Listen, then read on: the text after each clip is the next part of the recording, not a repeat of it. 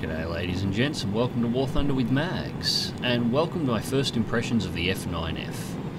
Now, I did my best to make my first impressions video, against MiG-9s and MiG-15s, aircraft that the F9F was actually built to fight. Unfortunately, it didn't work out so well. This was my first flight, first time ever taking the F9F into combat. I only put it into its first cruise slot today. It took me a little bit, but I managed to manoeuvre in on the tail of a MiG-15. It's gone into a climb, I'm not going to be able to get it, so I'll bring it around to the F9. Still getting used to the handling at this stage, so I'm wobbling around a lot. And there's my first hit. Second. And there goes the wing. So yeah, but first battle, alright, they're not all going to be like that. I'm surely I'm going to get better at this against the MiGs, even though it's stock. Again, manoeuvred in, managed to get a hit on this one. Oh, taking a hit, and then get rammed out by the MiG-15, who shot me. Apparently in Soviet Russia, bullets just aren't enough. So this one I was about a minute late on takeoff. Just tried taking off, and yeah. I'm definitely getting better at this though, because he didn't survive either. Then I come to this battle.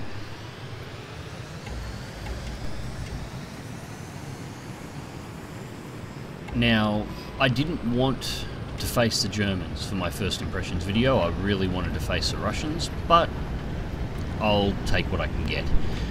So, there's two F9Fs on our team, there's a full rack of F80s, so I'm expecting 262s, 263s and 162s on the enemy team. The 163 spawn in the air, so I hit 300 down the runway before I lift off. This was a technique I actually learnt in the 162.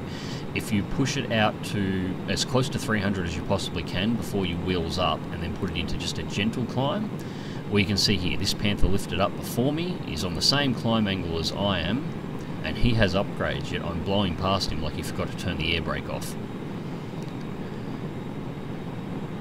Now I'm trying to climb on an angle that's slightly away from where the enemy runway is, because I know those 163s will be here inside of 2 minutes, and I want to be as far away from the runways and as at a higher altitude as I possibly can be.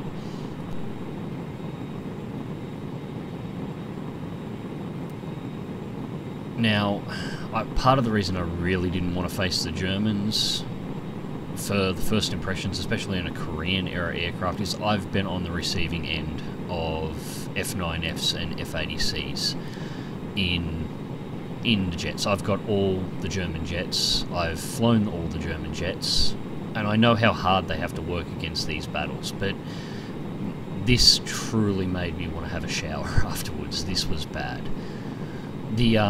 If everything had panned out as I hoped, a full swarm of 163s are more than capable in good hands of besting the F80Cs and giving F9Fs a whole world of trouble.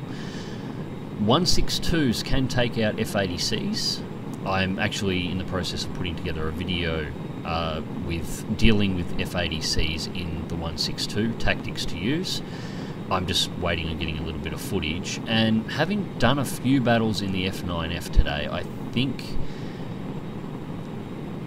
they're comparable with the 262. They're a little faster than the 262, they climb a little bit better, but their acceleration rate and their overall stats are not far, there's not a huge gap in between.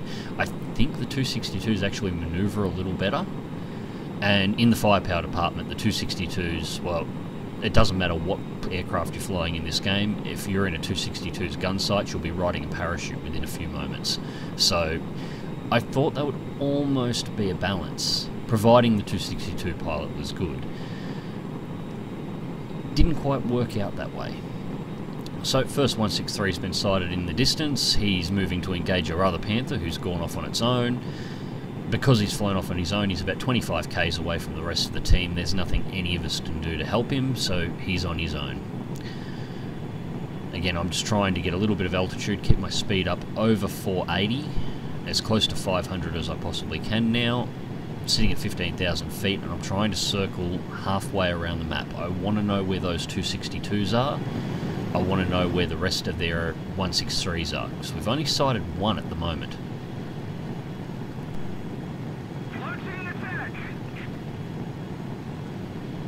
There's the second 163, it's in the swarm. He's going after a whole collection of our F80s. Again, I'm too far out and advanced to be able to assist, so just cruising in. Now, where are the rest of their team?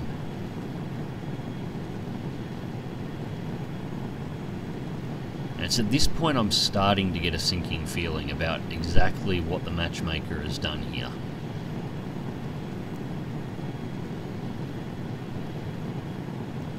Now the other 163 is still up, I can't see it anymore, but our Panther managed to evade. The other 163 on the other side looks like it's evaded the swarm. And then I see that. That's a Focke-Wulf 190, that's a prop. And to top it off, as it turns out later, it's a D13. Yeah, this is why I felt like taking a shower after this match. The enemy team consists of two 163s, a couple of 162s, and a couple of props, TA-152 and that Dora, against a full deck of F-80Cs and two F9Fs.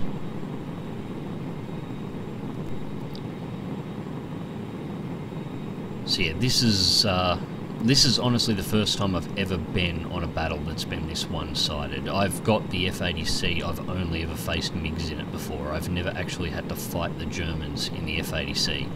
So this was a first for me. I sort of had it hoped that maybe I've been overestimating the American planes, maybe I'm just not engaging them correctly with my German aircraft. Maybe this will show me what I'm doing wrong. It didn't. This was a turkey shoot. It was, having flown and won battles this one-sided in the 163, the 162 and the 262, which isn't even making a presence here on this map. This sort of sickened me exactly how one-sided this is, and I don't know how Gaijin could ever allow this to happen. You see, 8G turns. The Panther isn't as manoeuvrable as I first thought it would be. It is very comparable to the 262 in its turn rate. It's not lethally sharp in its turns, its dive performance isn't as great. You see, I'm actually having to work and manoeuvre in the vertical, which, it's okay at that, but it's not great at it in order to try and bust this 163 off my tail. Heavy use of the air brake in order to be able to make that turn and basically stall the aircraft enough that the 163 had to break off or risk ramming. Now the Dora is still going for me here, but I'm really not concerned. The 163, well, the only reason he's not on my tail anymore is he got engaged by that F-80C, so I'm going to fly flat and go and see what's going on up at this end of the map.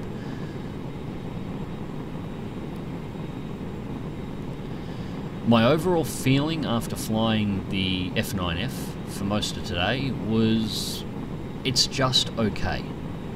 It's not as fast as other aircraft in its tier, it's nowhere near as fast as, say, the F4 series. It doesn't even feel as fast as the F80s. It's manoeuvrable, but it's not as manoeuvrable as, well, it's not as good in the vertical as the F4s. Yeah, it feels okay there as well. The whole aircraft, the best way I can describe its stock is it's just okay. It seems to do everything fine without excelling in any particular area. So I've got a 162 that's going to nose me. This is the one, or the two things that felt good on the aircraft. The only two things that particularly stood out. One, as an American aircraft, 4 20mm cannons in the nose and a decent ammo load. And the fact that it has WEP, or afterburner, as it might be in this one. Trying to evade, cripple the aircraft. Just no challenge. I actually had to use the air brakes down there to slow down enough to be able to hit him because I was going too fast. That's, yeah. Now, the one thing I have noticed in all these battles, it does have WEP, But like the 162, it overheats very, very, very quickly if you use it. Unlike the 162, it doesn't seem to matter what altitude you're at. The 162, once you get it above a certain point, it's about 3,000 feet for most maps. I have noticed there have been a few changes. The 162 now needs to get up above 6,000 to 7,000 feet on some of the warmer maps now, the more temperate climate maps, in order to prevent overheat. The Panther seems to overheat in about 5 minutes of solid wet time, and it doesn't matter what altitude you're at, what speed you're at, it will just cook itself. The upside is it doesn't seem to damage the engine any, providing you shut it down when you see the icon come up. 163 on the ground. Now, I almost considered strafing this 163 out. Sort of watching the 162, the 163 is there, but in the end I couldn't stomach it. I had him lined up, but I couldn't gun the poor bastard down on the ground. I've had it done to me too many times to do it myself. So, no, I'm going to break off. I'm going to go for the 162 that's still in the fight. And fingers crossed the 163 will respawn and I'll get a decent dogfight out of it. So I go evasive around the AAA. The 162's actually managed to turn in and get behind me again, so take it into the vertical, wet back on. The engine, as you can see, is already cooled off. The 163 is in repair mode there. I'm just going to ignore him.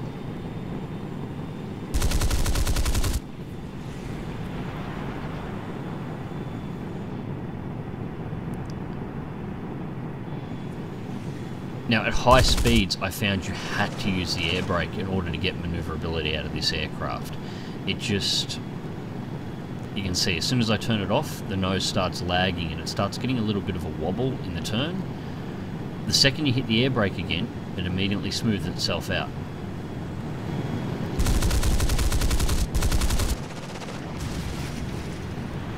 Oh, I'm not sure. Something exploded then. I have a funny feeling that F80 just smacked into the ground. I didn't turn back to look. And there's my second kill. There's 4 cannons hitting 162. It just shattered the entire aircraft. And that's it. There is a couple of AI left up. And that was basically the end of the match. For some reason that F80 decided to try and shoot me on the way past, but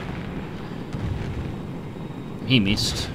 I won't hold it against him much. Next time he's in a German aircraft, I might have to shoot him down. And yes, that was pretty much it. From here it was play hunt the AI. I got another AI kill and I took down a couple of ground targets on the way through. So I'll pull this one up here and we'll go to the results.